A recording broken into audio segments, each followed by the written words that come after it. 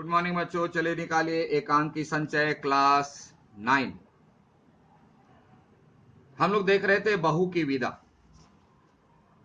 है ना। विनोद रस्तोगी जी की बहू की विदा, पेज नंबर 22। और हम लोग यहाँ देख रहे थे, प्रसंग चल रहा था कि प्रमोद और कमला यानी भाई बहन में बातचीत चल रही है। बहन सोचती है भैया को तकलीफ ना हो, भैया सोचते हैं बहन को तकलीफ ना हो, इसी विषय पर चर्चा चल रही है। और कमला जो है अपने भाई को समझा रही है कि आप चिंता मत कीजिए भैया, गौरी आ रही है, बहुत अच्छा स्वभाव है उसका, हर समय हंसती हंसाती रहती है और उसके साथ रहकर मुझे सखी सहेलियों की कमी हम भूल जाएंगे। यही मेरी बहुत अच्छी सहेली है, आप विश्वास करें भैया।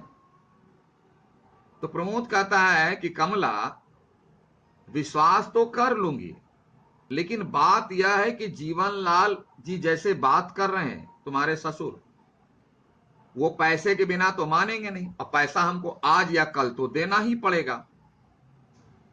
वही कर रहे हैं, लेकिन आज नहीं तो कल रुपया तो देना ही पड़ेगा कमला। कागज के टुकड़ों पर अपना स्नेह और प्यार बेचने वालों के बीच तुम इस तरह कब तक रह सकोगी? बोले जो इंसान कागज के टुकड़े यानी करेंसी नोट प्यार को उससे तोलता है, ऐसे इंसान के बीच तुम कब तक रहोगी? यानी जो व्यक्ति अपने प्यार का आधार फाउंडेशन धन बनाता है वह टिकाऊ नहीं होता। तुम कब तक रह सकोगी? क्योंकि जीवनलाल के जीवन का सिद्धांत है कि पैसा है तो प्यार है, रिश्ता है। वह पैसे को ही सब कुछ मानता है। यहां इस बात का संकेत है लेखक के द्वारा, एकांकीकार के द्वारा, कि जिस भी व्यक्ति का प्रेम पैसे पर टिका है, यानी प्रेम की सोच में जहां पैसा धन दौलत एंट्री मारा, प्रेम का सत्यानाश कर देता है वह। प्रेम होता है स्वभाव पर, स्वभाव, स्व मतलब अपना भाव, अपनी जो सोच है उस पर टिका हुआ अगर प्रेम है तो सच्चा प्रेम है। और कुछ भी का एंट्री मारना वह जहर है। वही प्रमोद कह रहा है कि ये लोग पैसे पर बिकने वाले, पैसे को आधार मानने वाले, अपना स्नेह और प्यार बेचने वालों के बीच तुम इस तरह कब तक तुम्हारा दिन कटेगा? कमला कहती भैया धीरे धीरे सब ठीक हो जाएगा, आगे चलकर इन्हें बात समझ में आ जाएगी, ये लोग सुधर जाएंगे। मां जी तो ममता की मूर्ति है ही, बोला मां तो ममता की मूर्ति है ही, यानी कमला अपनी सासू मां के बारे में करे। थोड़ा सा कान लगा देना, कभी जब कभी बुजुर्ग महिलाएं जो सास बन चुकी हैं गप करेंगी या बहू गप करेंगे, बोला मैक्सिमम तुमको मिलेगा कि मेरी सासू तो डाइन है, और उसकी मां के बारे में सुनोगे तो लगेगा कि धरती से लेकर के स्वर्ग से भी ऊंचा है, उतने गुण हैं। और सासू मां के बारे में सुनोगे तो उसका सब निगेटिव हो जाता। जितने दुनिया में दुर्गुण है सब उनकी सासू मां में, और जितना गुण है सब उनकी अपनी मां में। आज की बहू में लगभग ऐसा ही होती है, ऐसी होती है। लेकिन कमला के स्वभाव को देखो कि ना जीवनलाल के बारे में शिकायत करती है, ना गौरी के बारे में शिकायत करती है, ना अपनी सासू मां के बारे में शिकायत करती है। क्यों? कि उनके संस्कार अच्छे हैं। संस्कार क्या है? कि वह जिस घर में है, जिस घर में बहू बनकर आई है, उस घर में लाख निगेटिविटी हो, वह दूसरों को छोड़ दो, अपने भाई तक को बताना नहीं पसंद करती, क्योंकि वो खुद अच्छी है।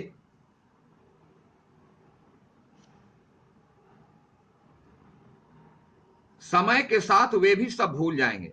और बाबूजी थोड़ा सा देखो क्या करें, मां जी तो ममता, गौरी की प्रशंसा पहले कर दी, मां जी तो ममता की मूर्ति है, मां को ममता की मूर्ति बता दिया।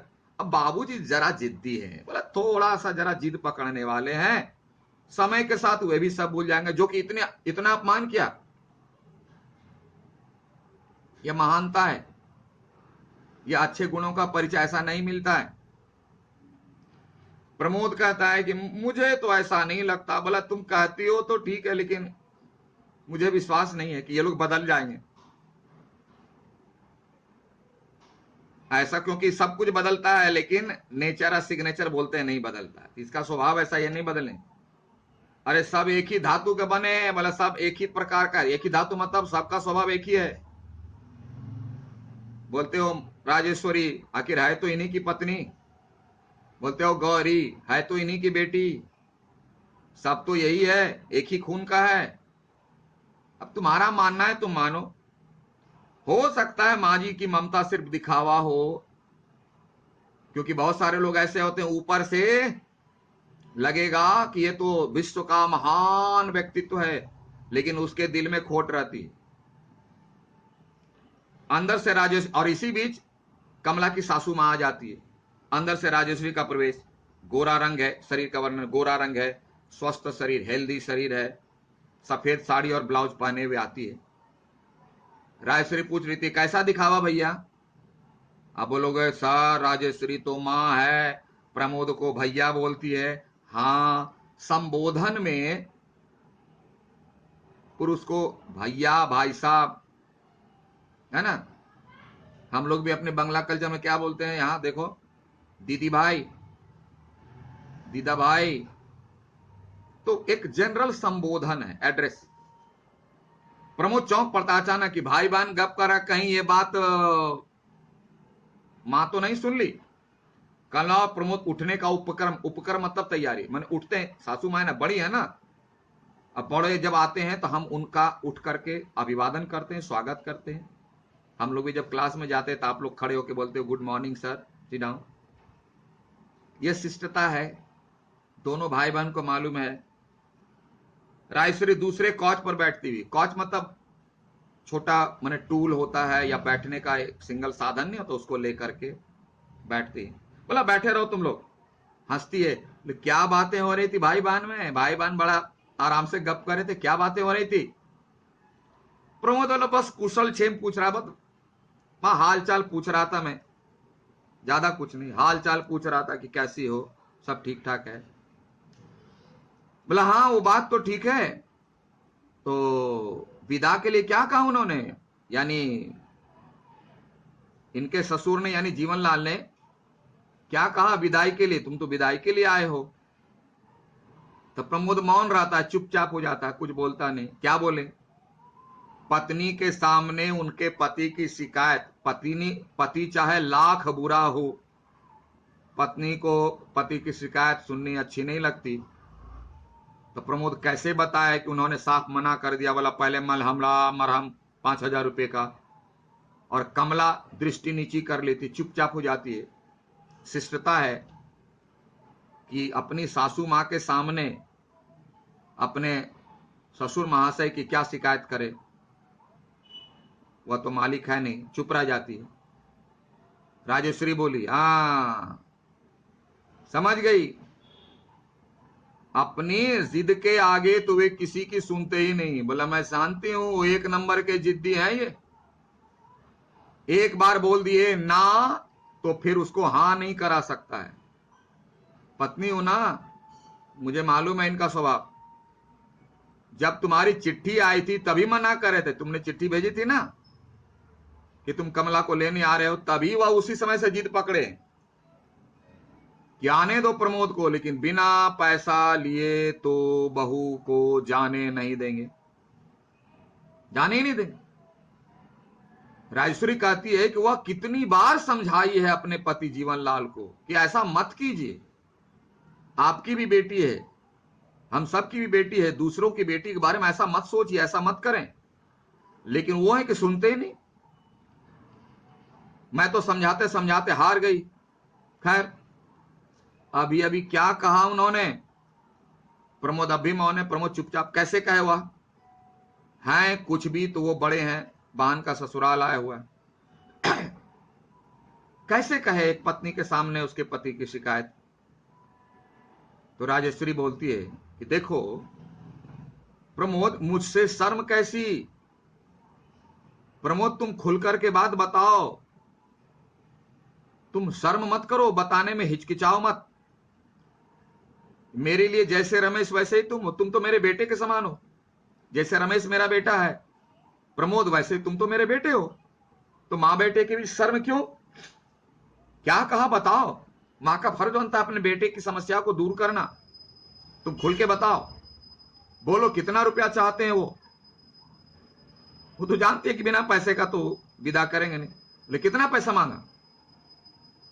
प्रमोद अचका जाता है, आश्चर्यचकित होता है कि मां यानी कमला की सासू मां तुरंत टॉपिक पर आ जाती, कितना पैसा मांगे? बोले जी जी रुपये की तो कोई बात हुई नहीं। तो प्रमोद छिपा लेता है बात को, बोला पैसे की तो कोई बात नहीं हुई मां। वे तो मां बोलती है हाँ, मां से झूठ बोलते हो। वो पैसे की बात को छोड़ के दूसरी बात करते ही नहीं, और तुम उस बात को छिपा रहे हो, मां से झूठ बोलते हो। अरे मैं उन्हें अच्छी तरह जानती हूं, इंसान से ज्यादा प्यारा उन्हें पैसा है। प्रमोद बेटे तुम मुझे समझाओ मत, मैं उनको अच्छी तरह जानता हूं, वो तो सिर्फ पैसे की बात करते हैं, और तुम कहते हो पैसे की बात नहीं की। ऐसा हो नहीं सकता, वो इंसान से ज्यादा उनको पैसा प्यारा है। तो प्रमोद कुछ बोल नहीं पाता, जी आप बोल करके वो रुक पाता, उसके मुंह से कुछ बोली नहीं निकल पाती। प्रमोद की ओर गूढ़ दृष्टि से देखती हुए, ध्यान लगा करके, यानी राजेश्वरी यानी कमला की सासू मां प्रमोद के चेहरे को पढ़ना चाहती है कि आखिर बात क्या है। प्रमोद के चेहरे को आसानी से पढ़ सकती। बोलो कितना रुपया लेकर वे विदा करने को तैयार हैं? बोले 5,000 रुपया, या उसमें सूद वगैरह भी कुछ जोड़े हैं?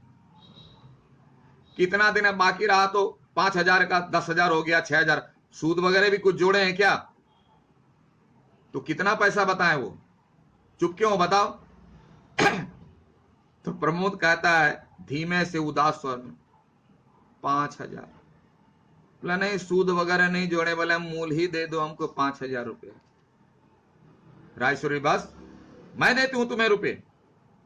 बोले चिंता मत करो, मैं देती हूं तुम्हें रुपये। उनके मुंह पर मार कर कहना कि यह लो कागज के रंग बिरंगे टुकड़े जिन्हें तुम आदमी से ज्यादा प्यार करते हो। मैं अभी ला के देती हूं, मैं अभी ला करके देती हूं 5,000 रुपये।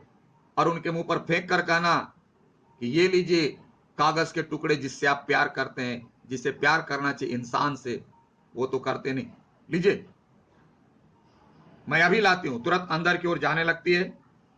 प्रमोद कहता ठहरिए मां जी, मैं कुछ कहना चाहता हूं, थोड़ा सुनिए। राजेश्वरी रुक जाती है और मुड़कर प्रमोद की ओर देखती है। प्रमोद कहता मुझे रुपये नहीं चाहिए। बोला मैं क्या करूंगा रुपया लेकर, मैं बिना विदाई कराए जा रहा हूं। बोला मैं बिना विदा कराए जा रहा हूं मां, चिंता की बात नहीं, मुझे पैसे नहीं चाहिए, और मैं बहन को छोड़े जा रहा हूं, मैं बहन को अब नहीं ले जाऊंगा। और कमला उसी प्रकार मूर्तिवत बैठी रहती, मतलब चुपचाप स्टैचू बन के। क्या बोलेगी बेचारी, वह तो बहू है घर की, माँ बड़ी हैं, बात कर रही हैं, भैया लेने आए हैं, भैया बात कर रहे हैं, बीच में नहीं बोलती है। लेकिन आज की बहुएं तो टपक जाती है, जैसे आसमान से कोई टपक जाता है, बड़े छोटे का कुछ नहीं, टपक जाती। देखो कितना संस्कार है दोनों भाई बहन। ठीक है, तो आज इतना ही रहने दें, पेज तक आगे हम लोग पढ़ेंगे नेक्स्ट क्लास में। Okay, thank you, have a nice day.